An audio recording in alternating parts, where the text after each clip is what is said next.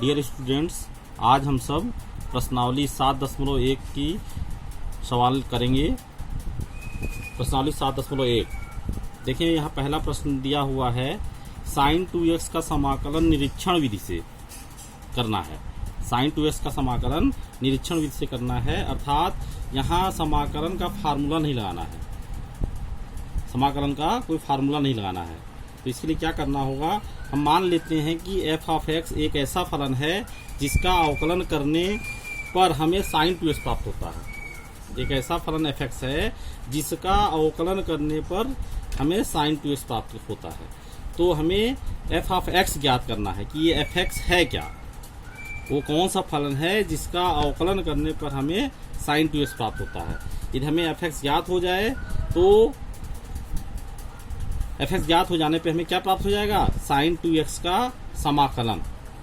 यहाँ हमें समाकलन का फार्मूला नहीं लगाना है, इसमें प्रश्न में दिया हुआ है निरीक्षण विधि से ज्ञात करें।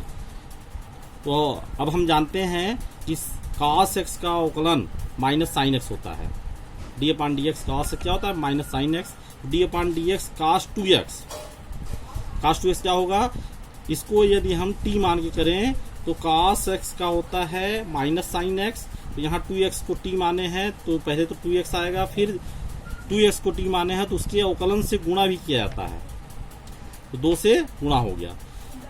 तो यहाँ पे देखें, हमें चाहिए था साइन 2x, हमें चाहिए था साइन 2x, लेकिन यहाँ पे क्या रहा, माइनस साइन 2x इंटू 2। तो हमें साइन 2x लाने के लिए क्या करना होगा, यहाँ पे माइनस ले लिया जाए और बटे में 2 ले लिया जाए, बटे में 2 ले लिया जाए। तो क्या होगा, डी अपॉन डी एक्स, इतने का अवकलन हम लोग जानते हैं कि -1/2 कांस्टेंट है, बाहर आ जाएगा, और D upon D X cos 2x, और cos 2x का अवकलन हम लोग यहाँ देख चुके हैं, यहाँ लिख दिए। ये माइनस माइनस प्लस हो गया और 2 से ये 2 कट गया, तो क्या आ गया, sine 2x। D upon D X of minus cos 2x 2/2 equal to क्या हो गया, साइन 2x। और साइन 2x यहाँ पे क्या माने थे हम लोग, D upon D X of F of X. तो मतलब एफ ऑफ एक्स बराबर क्या हो गया, माइनस cos 2x/2।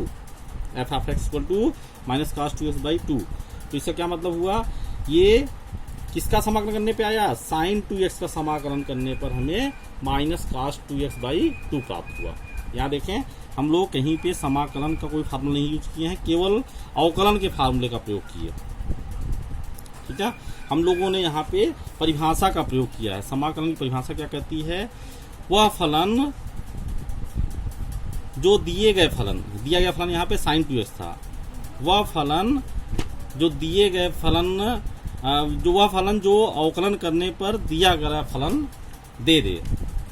ऐसा फलन जिसका अवकलन करने पर दिया गया फलन प्राप्त हो जाए, वो दिए गए फलन का समाकलन कहलाएगा। तो यहाँ पे दिया गया फलन ये था, इसका समाकलन क्या हो गया, ये। क्यों, क्योंकि इसका अवकलन करने पर हमें साइन 2x मिल रहा है। ठीक है, इसी तरह दूसरी सवाल देखें, cos 3x का समाकलन निरीक्षण विधि से। यहाँ भी कह रहा है निरीक्षण विधि से। निरीक्षण विधि से मतलब कि हमें फार्मूले का प्रयोग नहीं करना है, केवल अवकलन के फार्मूले का प्रयोग होगा, समाकलन के फार्मूले का प्रयोग नहीं होगा। ठीक है, तो फिर यहीं पे यहाँ पे हम लोग फिर इसी तरह मानते हैं कि माना f ऑफ x एक ऐसा फलन है कि उसका अवकलन करने पर हमें दिया गया फलन मिल रहा है, cos 3x यहाँ दिया गया है। तो fx का अवकलन करने पर हमें क्या मिल जा रहा है, cos 3x। तो अब हमारा उद्देश्य इस fx को ज्ञात करना है। fx है क्या, cos 3x का समाकलन होगा। परिभाषा यही कहता है कि वह फलन जो दिए गए फलन का, वह फलन जिसका अवकलन करने पर दिया गया फलन प्राप्त हो जाए, तो वह फलन दिए गए फलन का क्या होता है, समाकलन होता है। तो एफ ऑफ एक्स हमें ज्ञात करना है, हमारा उद्देश्य एफ ऑफ एक्स ज्ञात करना है। हम जानते हैं कि D upon D X sine x क्या होता है, cos x होता है।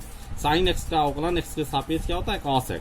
D upon D X sine 3x क्या होगा, इसको t मान के करेंगे तो साइन 3x क्या हो जाएगा, cos 3x, और जिसको t मानते हैं उसके अवकलन से गुणा कर देते हैं, तो यहाँ 3 आ जाएगा। अब देखें, यहाँ पे हमें चाहिए था cos 3x, हमें चाहिए cos 3x, और यहाँ आ रहा है cos 3x इंटू 3, तो हम d upon D X sine 3x अपान 3 का करके देखते हैं तो 1/3 कांस्टेंट है, बाहर आ जाएगा।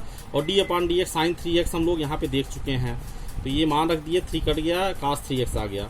cos 3x ही हमको चाहिए था, तो ये कब आ रहा है, जब d upon D X sine 3x अपान 3 का अवकलन कर रहे हैं, साइन 3x अपान 3 का अवकलन कर रहे हैं तो cos 3x प्राप्त हो रहा है। और cos 3x हम लोग क्या माने थे, इसका अवकलन f ऑफ x का अवकलन माने थे, f ऑफ x का अवकलन माने थे। तो यहाँ से हम लोग देख रहे हैं कि fx का मान क्या हो गया, साइन 3x/3, fx क्या गया, साइन 3x/3, अर्थात यहाँ पे यदि हम cos 3x का समाकलन कर दें तो क्या मिलेगा, साइन 3x/3 मिलेगा। इसी तरह तीसरे प्रश्न में देखते हैं, e के पावर 2x का समाकलन निरीक्षण विधि से करना है। तो यहाँ भी इसी तरह जैसे पहले सवालों में हमने किया है कि fx को एक ऐसा फलन मान लेते हैं जिसका अवकलन करने पर हमें दिया गया फलन मिल रहा है, अर्थात fx क्या हो गया, e पावर 2x का समाकलन हो गया बाय डिफिनीशन ऑफ इंटीग्रेशन। तो fx हमारा जो है यही ज्ञात करना, यही में हमारा उद्देश्य होगा। तो यहाँ पे देखें, हम लोग जानते हैं d upon D x E of x क्या होता है, e पावर x होता है। तो d अपान डी एक्स ई पावर 2x क्या होगा, e पावर 2x को t मान के हम अवकलन कर रहे हैं, तो जिसको t मानते हैं उसे अवकलन से गुणा करना होता है। तो 2x का अवकलन क्या हो जाएगा, 2 हो जाएगा, इससे मल्टीप्लाई हो गया।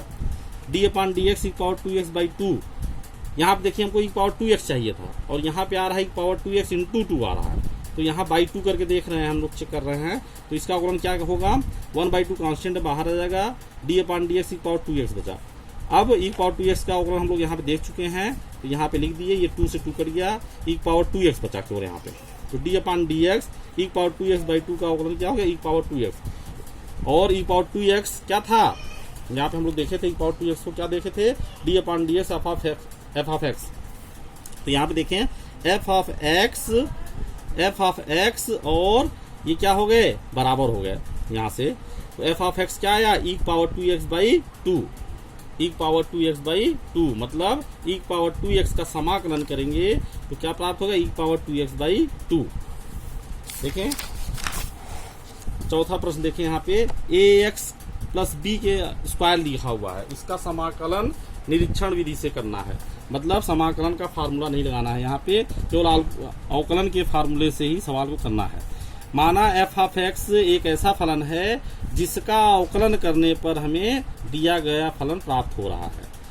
तब यहाँ देखें f ऑफ x एक power f of x ax plus b का होल स्क्वायर का समाकलन होगा। अब हमारा उद्देश्य है f ऑफ x को ज्ञात करना। हम जानते हैं कि d upon D X X power n equal to N X power n minus 1 होता है। x पावर n का x के सापेक्ष अवकलन क्या होता है, nx के पावर n माइनस 1। अवकलन में घात घटती, हम लोग जानते हैं कि अवकलन में घात सदैव क्या होती है, घटती है, जबकि समाकलन में घात बढ़ती है। समाकलन में घात क्या होती है, बढ़ती है। तो यहाँ पे देखें, यहाँ पे स्क्वायर दिया हुआ है, अवकलन में हमेशा घात क्या होती है, घटती है। तो यहाँ पे हमें fx का अवकलन करने के बाद ये प्राप्त करना है, तो fx क्या रहा होगा, घात निश्चित है उसकी अधिक रही होगी, तो ax प्लस b का क्यूब लेके चल रहे हैं हम लोग यहाँ पे, क्योंकि अवकलन में यहाँ पे घात घटती है, यहाँ n था तो यहाँ n माइनस 1 हो गया। अब हमें चाहिए यहाँ पे स्क्वायर चाहिए, तो स्क्वायर के लिए हमें क्या होगा, एक अधिक लेके चलना होगा। तो ax प्लस b के पावर 3 का अवकलन कर रहे हैं x के सापेक्ष, तो क्या होगा, n, इसको t मान के काम कर रहे हैं, n x के पावर n माइनस 1, फिर जिसको t मानते हैं उसके अवकलन से गुणा करते हैं। किसको t माने थे, ax प्लस b को t माने थे, तो इसके अवकलन से गुणा कर दिए। तो यहाँ ax प्लस b का क्या होगा, a का कांस्टेंट है बाहर आ जाएगा, x का 1 हो जाएगा और b कांस्टेंट है 0 हो जाएगा, तो ये a बाहर आ गया, 3a ax प्लस b का स्क्वायर हो गया। तो d upon D x ax plus b का क्यूब का अवकलन क्या आया, 3a कोष्टक में ax प्लस b का होल स्क्वायर। अब हमें चाहिए था केवल ax प्लस b का होल स्क्वायर, इसके लिए हम लोग क्या किए, इसको हम लोग नीचे ले सकते हैं, यहाँ पे नीचे ले लिए, d upon D x ax plus b का क्यूब बाई 3a। अब इसका अवकलन करेंगे तो 3a क्या है, नीचे कांस्टेंट है, तो ये बाहर आ जाएगा, 1/3 कांस्टेंट बाहर आ गया। d अपान डी एक्स कितने पे लगा, ax प्लस b का क्यूब, यहाँ 3a बाहर था, इसका अवकलन हम लोग यहाँ पे देख चुके हैं। इसका अवकलन यहाँ पे हम लोग लिखे थे 3a ax प्लस b का होल स्क्वायर, 3a 3 कट गया, क्या बचा d/dx, इतने का अवकलन इतना बचा। और ये क्या था, fx का अवकलन था, हम लोग पहले माने थे fx का अवकलन ये है। तो यहाँ से देख रहे हैं fx और ये क्या है, बराबर है, एक ही चीज लिखी हुई है। तो fx का मान हमें क्या मिला, ax प्लस b का क्यूब 3a। ये क्या है, समाकलन है, fx समाकलन है किसका, ax प्लस b का स्क्वायर का, ax प्लस b के होल स्क्वायर का क्या था, fx समाकलन था। तो समाकलन ax प्लस b का whole square ds equal to ax plus b का क्यूब 3a, ये हो गया।